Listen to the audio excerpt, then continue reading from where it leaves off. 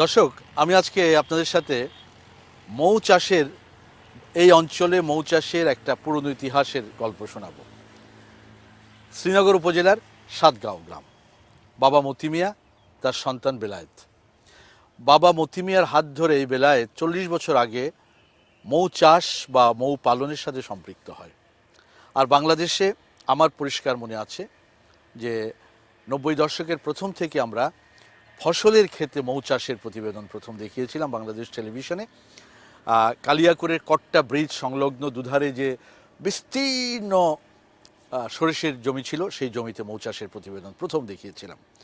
এখন সারা দেশে কম বেশি ফসলের মৌসুমে যেমন সরিষা, তিল, ধনিয়া, তারপর লিচু, আম, নানান ধরনের ফসল থেকে কৃষকরা মৌমাছি লালন পালন করে তার থেকে মধু আহরণ করে।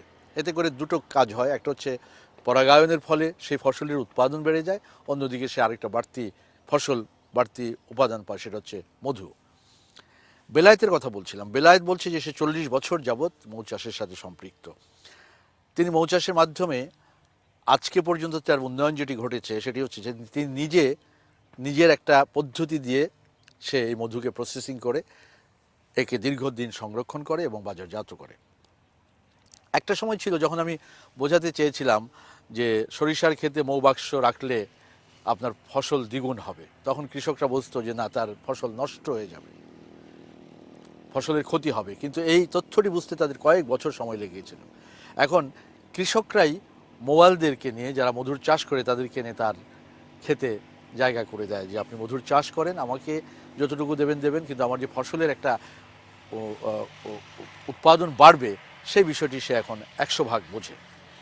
আজকে বেলায়েতের মৌচাষ এবং বাংলাদেশের মৌচাষের ইতিহাস সম্পর্কে একটু ধারণা দেওয়ার চেষ্টা করব এই প্রতিবেদনে। চলুন যাই।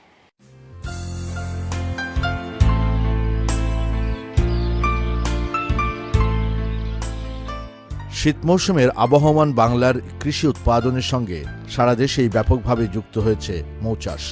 দেশের অধিকাংশ সরিষা এলাকাতেই পৌঁছে গেছে একসঙ্গে দ্বিমুখী কৃষি উৎপাদনের এই কার্যক্রম। ভ্রাম্যমাণ মৌচাষী বা মৌয়ালরা এক এক ফসলের মৌসুমে মধু আহরণে ছোটেন এক এক এলাকায়। কখনো সর্ষে খেতে, কখনো ধনিয়া, কখনো বা লিচু বাগানে গিয়ে স্থাপন করেন সারি সারি মৌবাক্স। তবে সরিষা মৌসুমেই সবচেয়ে বেশি মধু উৎপাদন হয়।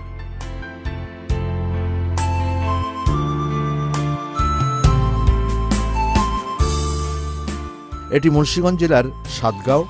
এখানে মাঠের সরিষা ফুলের রং প্রায় শেষের দিকে, অর্থাৎ সরিষা ফুলের মধু আহরণের সময় শেষ। তারপরও শত শত বাক্সে অগণন মৌমাছির বিচরণ আর মৌয়ালদের কর্মব্যস্ততা বলে দিচ্ছে এখনও শেষ হয়নি মৌসুম। এখানে এসে আমাদের দেখা হলো দেশের পুরনো এক মৌচাষী ঢাকার বংশালের বেলায়েত হোসেনের সঙ্গে। এই মৌসুমে 4টি স্থান থেকে মধু সংগ্রহ করেছেন তিনি, যার একটি এই সাতগাঁও গ্রাম। এখানে রয়েছে 25টি বাক্স, যার মাধ্যমে অত্যন্ত সৃজনশীলতা এবং দক্ষতার সঙ্গে মধু সংগ্রহ চলছে। এই ক্ষেত থেকে এ মৌসুমেই প্রচুর মধু সংগ্রহ করেছেন বেলায়েত হোসেন, যার বাজার মূল্য প্রায় 5 লাখ টাকার মতো।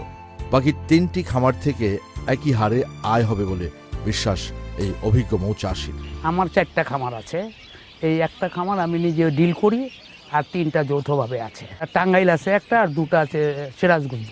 এই একটা খামার থেকে আমি কমপক্ষে 4-5 লাখ টাকা তো ইনকাম করবই। মুরব্বী, তাহলে এখানে ইনভেস্টমেন্ট কত আপনার?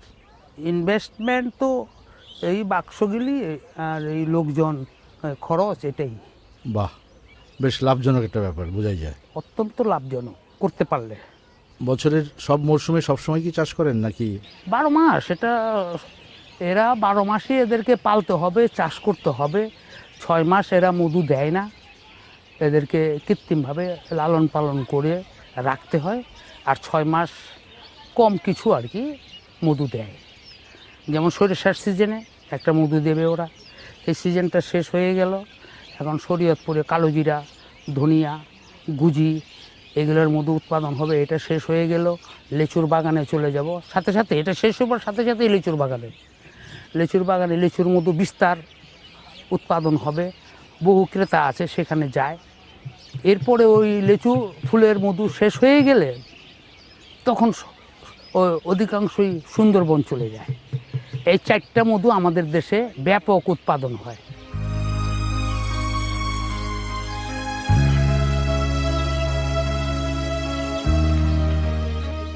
এই বেলায়েত হোসেনের মৌচাষের হিসেবটি আলাদা।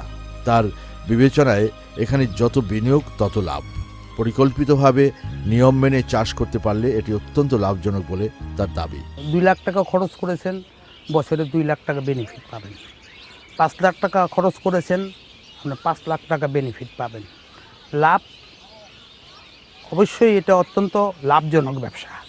তাহলে এই যে পরিবর্তনটা হলো, তাতে কি আপনারা যারা পুরান চাষি তাদের লাভ হলো নাকি লোকসান, কোনটা? না, এতে আমাদের কোনো লোকসান হয়নি, এটা দেশের উপকার হয়েছে। এই যে বিশুদ্ধ একটা খাবার এদেশের মানুষ পেত না, তো এটা এই দেশের আমাদের দেশে তো এই মৌমাছির অভাবে কোটি কোটি টাকার ফুলের মধু শুকিয়ে যেত, নষ্ট হয়ে যেত। এর থেকে তো মানুষ উপকৃত হচ্ছে 2 দিকেই। একদিকে শস্য উৎপাদনে, ওরা পরাগায়নে অনেক কৃষকরা উপকার, আর যারা চাষ করতেছে ওরা মধু পাচ্ছে পর্যাপ্ত পরিমাণে, ওদেরও উপকার হচ্ছে, দেশেরও উপকার হচ্ছে। এটা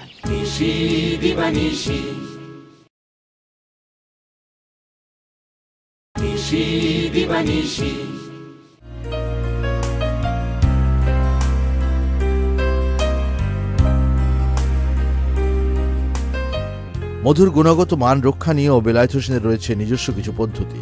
মধু প্রক্রিয়াজাত এবং বিশুদ্ধকরণের ক্ষেত্রে স্থানীয় লাক্সই প্রযুক্তি যথেষ্ট বলে তার দাবি। আমি ম্যানুয়ালি আমার প্রসেসিং প্ল্যান আছে, বড় একটা এসএস কড়াই আছে, ওতে পানি থাকে। ওর একটু ছোটো সাইজে আর একটা কড়াই থাকে, ওটাও এসএস, ওতে পানি থাকে না। তো এখন নিচনের পানিটাই হিট হয়, হিট হয়ে উপরে যে কড়াইটা থাকে ওর মধ্যে আমরা মধু দেই। মধু দিলে পানির গরমে মধুটা গরম হয়। ওখানে আমাদের মিটার লাগানো আছে, এত মিটার হলে মধুটা পরিশোধিত হয়ে গেছে। ওই মিটার দেখে আমরা মধুটা ওখান থেকে বের করে। কত তাপমাত্রায় রাখেন এগুলো এখানে? 120। ওখান থেকে ওটা বের করে ফিল্টার করে তারপরে প্যাক। তিনি বলেন, গুণগত মানের দিক থেকে আমাদের দেশের মধু অত্যন্ত ভালো। শুধু প্রক্রিয়াজাতকরণ ব্যবস্থা ভালো নয় বলে পর্যাপ্ত উৎপাদন হলেও তা রপ্তানি করা সম্ভব হচ্ছে না। অথচ দেশীয় মধু বিদেশে গিয়ে প্রসেসিং হয়ে আমাদের দেশে ঢুকছে, আমরা তা অধিক দামে কিনছি। এই অবস্থার পরিবর্তনে